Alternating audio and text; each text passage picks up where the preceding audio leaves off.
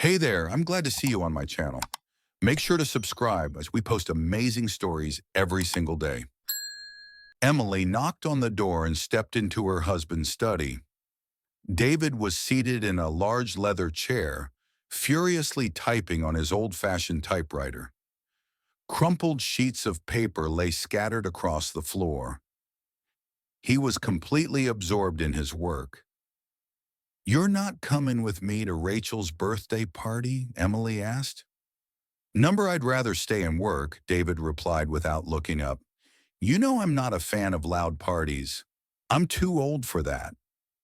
He was 47, 17 years older than his wife. "Oh, stop. You're not old. You're still a very attractive man," she said, walking toward his desk. "Take a look at me. How do I look?" David finally raised his eyes. She wore a shimmering silver-gray cocktail dress that ended just above the knees, high heels, two delicate gold chains around her neck, bracelets on her wrists, sparkling rings, and elegant earrings that matched her sleek updo. She looked just as beautiful and desirable as she had 5 years ago when they met. "You look stunning," David said with a chuckle. "Are you teasing me? I don't get it." "You used to. You're going to be the most beautiful woman there." "And why do you think that?" "Because you're stylish, elegant, and unforgettable. If I were them, I wouldn't even stand next to you for a photo." "Why not?" "Next to you, they'd look like plain little mice." "Coming from my husband after 5 years of marriage, that means something." Emily sat on his lap, resting her head against his shoulder. "Maybe I should just stay home with you tonight," she whispered. "No, you should go. You're still young. Enjoy yourself.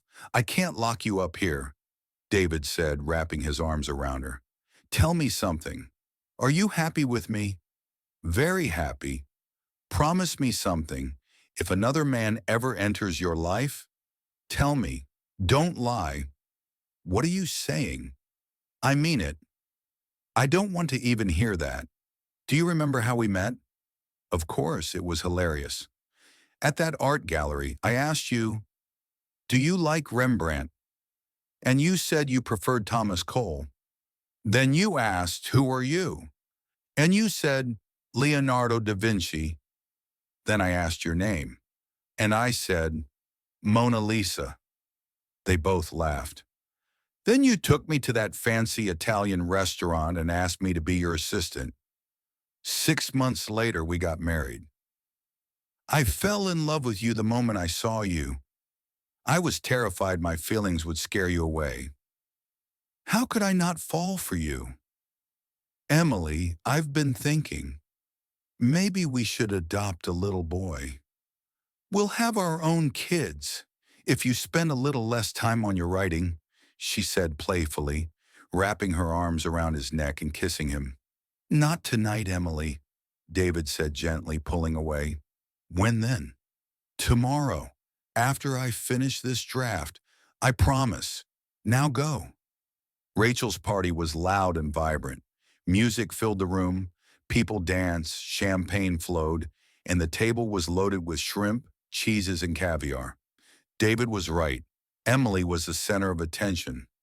Every man wanted to dance with her, especially Jason, a bold young guy about 3 years her junior. As they danced, Jason kept trying to kiss her on the cheek. Emily was amused and a bit flattered. Suddenly, she felt dizzy, maybe from the champagne. Her head was spinning. She went to the bathroom. She turned on the faucet, took off her rings, and placed them by the sink. Unzipping her dress, she splashed water on her face and neck. Then she reached for a towel. Suddenly, Jason entered and locked the door behind him.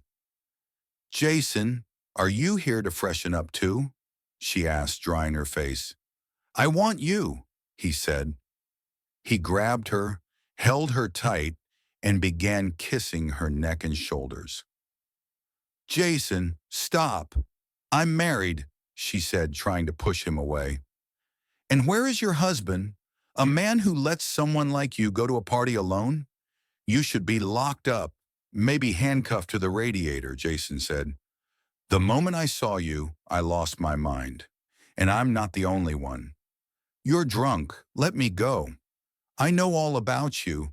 Rachel told me. Your husband's old and useless. That's why you don't have kids. That's a lie. Rachel's full of it. My husband is everything to me. You say you love him, but you want me. Jason pressed her against the wall. Her body betrayed her mind. Desire took over. The faucet ran. Her phone buzzed multiple times, but neither of them noticed. Eventually, Emily came back to her senses. Jason, stop. People will wonder where we are, she whispered. Just a few more minutes, he murmured. Then someone knocked on the door. Hello? Who's in there? A woman's voice called. Jason covered Emily's mouth. Sorry, I'm not feeling well, he called out. Do you need a doctor? No, thanks. Suit yourself.